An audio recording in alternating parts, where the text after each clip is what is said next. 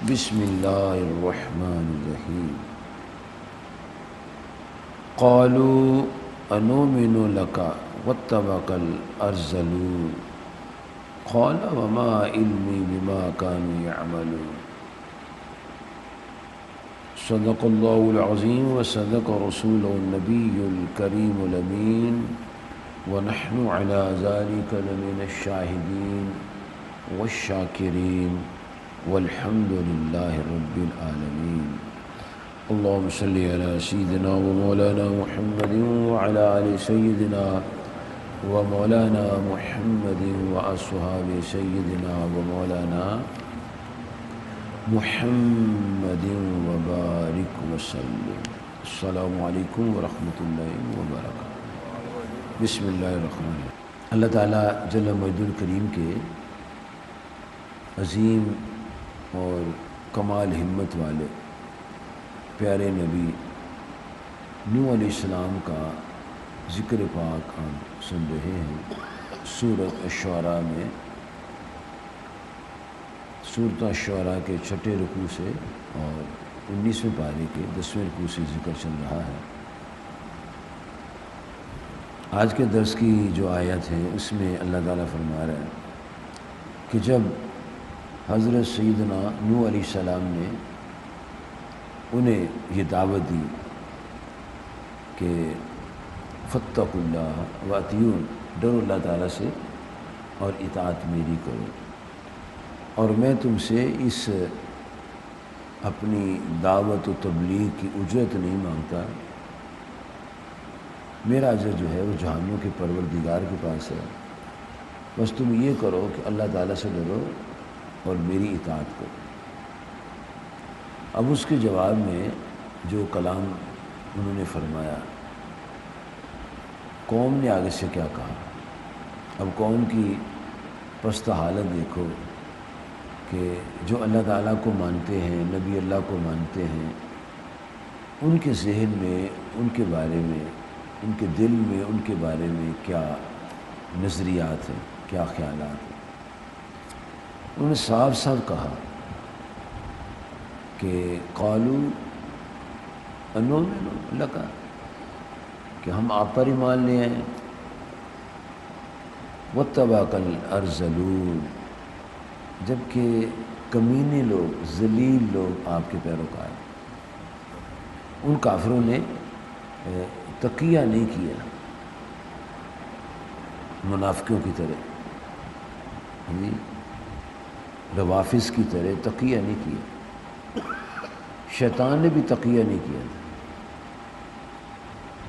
اسے بھی صاف صاف کہہ دیا کہ انا خیر من، میں سے بہتر ہوں، خلقتنی من نار خلقت من طین، تو نے مجھے آگ سے بنایا، اس کو مٹی سے بنایا، میں اس سے اعلیٰ ہوں، میں اس کو کیوں سجدہ کروں۔ تقیہ نہیں کیا اس نے، اور ان کافروں نے بھی تقیہ نہیں کیا، جھوٹ نہیں بولا اور یہ نہیں کہا کہ یہ کوئی بات نہیں کی، سیدھی سیدھی بات کر دی جو ان کے گندے دل کے اندر تھی، ناپاک قلوب کے اندر جو باتیں تھیں، ان میں سے بھی ایک یہ بات تھی، کہنے لگے کہ ہم آپ پر ایمان کیسے لائیں، اور آپ کے جو پیروکار ہیں یہ سب کمینے لوگ ہیں۔ اور سورۃ ہود میں ایک اور انہوں نے اپنی کمینگی کا اظہار کیا،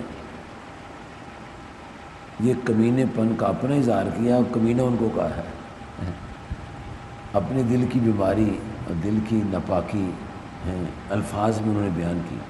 یہاں دو باتیں کہیں، اور وہ باتیں سوچنے والی ہیں کہ کافر جو بات کرتا ہے مومن کو وہ بات زیب نہیں دیتی۔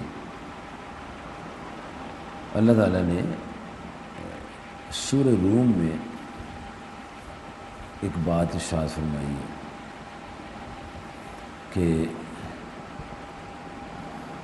انسان جو ہے اس کو ہم نے پیدا ہی فطرت حنیف پر کیا، اور پھر کہا، ارشاد ہوتا ہے منیبین الیہ، اس کی طرف رجوع لاتے ہوئے واتقوہ، اس سے ڈرو۔ واقیموا الصلاۃ، اور نماز قائم کرو، ولا تکونوا من المشرکین، اور مشرکوں میں سے نہ ہو جاؤ۔ یعنی یہ بات ایک تناظر میں اس کے آگے پیچھے جو ماحول ہے، اس کا جو ریفرنس کانٹیکسٹ، اس میں سیاق و سباق کے حساب سے غور کریں تو ترجمہ یہ نکلتا ہے کہ اللہ تعالیٰ نے فرمایا کہ رجوع لاؤ، اس سے ڈرو، نماز قائم کرو اور مشرکوں سے نہ ہو جاؤ۔ کیوں؟ نماز نہ پڑھنا مشرکین کا طریقہ ہے، اور مومن کو زیب نہیں دیتا کہ وہ مشرکوں جیسے کام کرے۔ مومن کو زیب نہیں دیتا، چاہے بیٹا ہے یا باپ ہے، دادا یا پوتا ہے، ماموں ہے یا بھانجا ہے، چچا یا بھتیجا ہے، کسی کو زیب نہیں دیتا مسلمان کو کہ وہ ویسے کام کرے جو مشرک کرتے ہیں۔ مومن کو مومنوں والے کام کرے، مومن کو اللہ نے بڑا مقام دیا۔ اب اسی حساب سے دیکھیں کہ انہوں نے یہ کہا مشرکین نے کہ فقال الملأ الذین کفروا من قومہ، ان کی قوم میں سے جو کافر تھے، کافروں نے کہا ما نراک الا بشرا مثلنا، ہم تمہیں نہیں دیکھتے مگر اپنے جیسا بشر۔ جیسے وہاں سے یہ ہم مسئلہ لیتے ہیں کہ اقیموا الصلاۃ ولا تکونوا من المشرکین، کہ مشرکوں طرح نہ ہو جائیں، یعنی نماز نہ پڑھنا مشرکوں والا کام ہے۔ ایسے ہی انبیاء کو بشر کہنا کافروں کا طریقہ ہے، مسلمان کو زیب نہیں دیتا۔ یاد رکھ، یہ مسلمان کو زیب نہیں دیتا کہ انبیاء کو اپنے جیسا کہے، یہ تو کافر کہتے تھے۔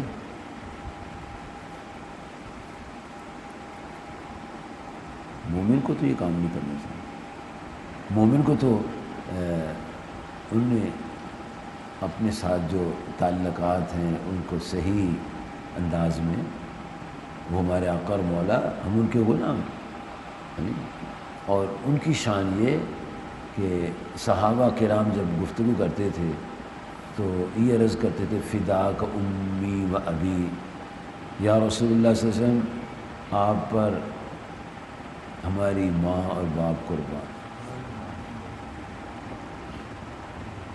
تو اپنے جیسے پر کو کرتے قربان، اپنی سمجھ تو کوئی نہیں کرتے۔ تو یہ بڑا خطرناک سا مسئلہ ہے کہ گفتگو مومنوں کو مومنوں جیسی کرنی چاہیے۔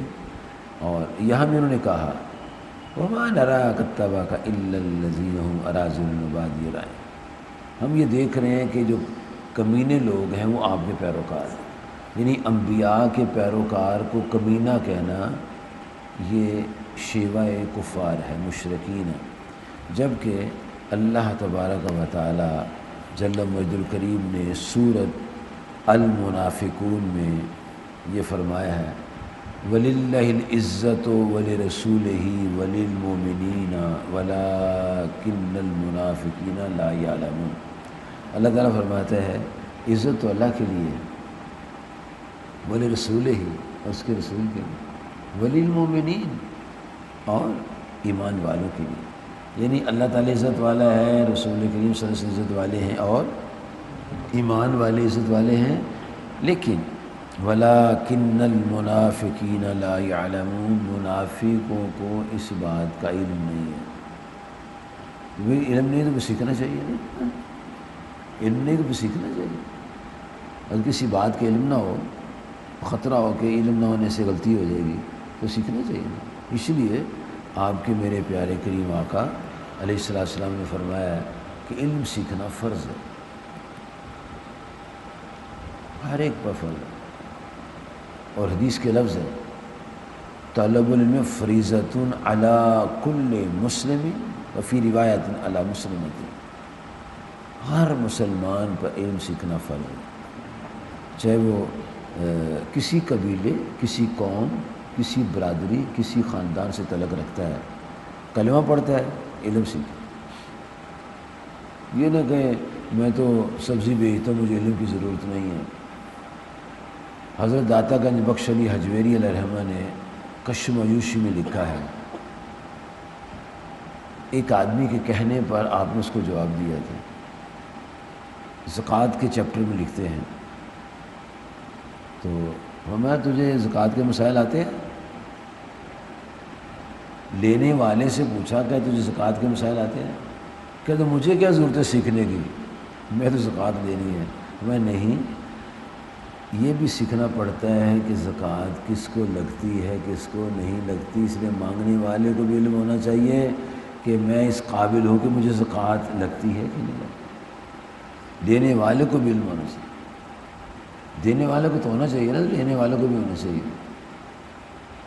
اس لیے ہر بندے کو علم سیکھنا چاہیے تاکہ اس کی زندگی پاکیزہ ہو جائے اور ستھری زندگی ہو۔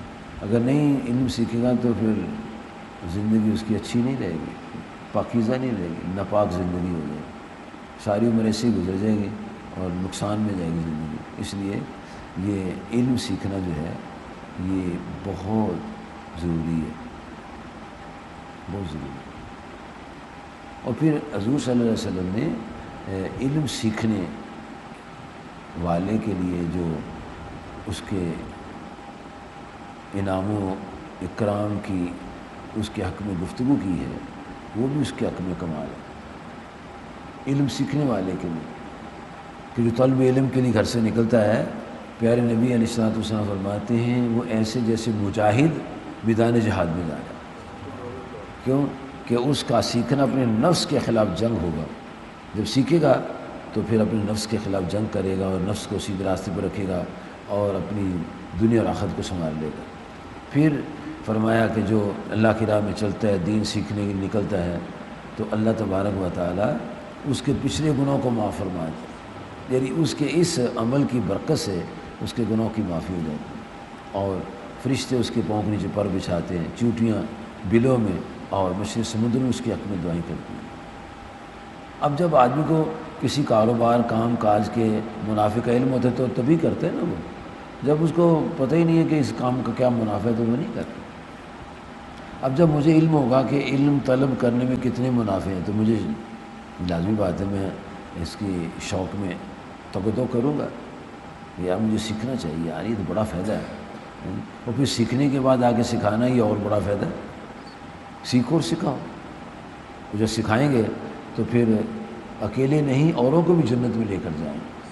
اور اللہ تبارک و تعالیٰ جل مجد الکریم کسی کی محنت کو ضائع نہیں کرتا۔ اگر مجھے 5 چیزوں کا علم ہے تو مجھے 6 کا بھی حاصل کرنا چاہیے، 10 کا ہے تو مجھے 15 کا حاصل کرنا چاہیے۔ دنیا کی تجارت میں ہم بڑا کچھ کرتے ہیں، یہ بھی کر لیں یہ بھی کر لیں، بڑا منافع ہے، یہ بھی کر لو یہ بھی کر لو، چلو یہ بھی کر لو یہ بھی کر لو، چلو بچے جوان ہو یہ بھی کر لو یہ بھی کر لو، کتنا کچھ ہم ایسے کر کے اپنے کاروبار کو وسیع کرتے ہیں، جال پھیلا دیتے ہیں کاروبار کو، پھر ادھر ہی رہ جاتے سارا، دکان منڈی کارخانے سب ادھر رہ جاتے ہیں۔ لیکن یہ علم جو ہے یہ زندگی میں بھی قبر میں بھی آخرت میں بھی فائدہ دیتا ہے۔ ایک مسئلہ کوئی بندہ سکھا جائے اور ایک بندہ سیکھ لے اور وہ سیکھنے والا آگے سکھاتا جائے، ایک نے سکھایا ہزاروں لاکھوں نے اس کو اپنایا عمل کیا، جتنا ہزاروں لاکھوں کو نفع ملے گا ثواب ملے گا اتنا اس اکیلے کو ملے گا جس نے علم سکھایا۔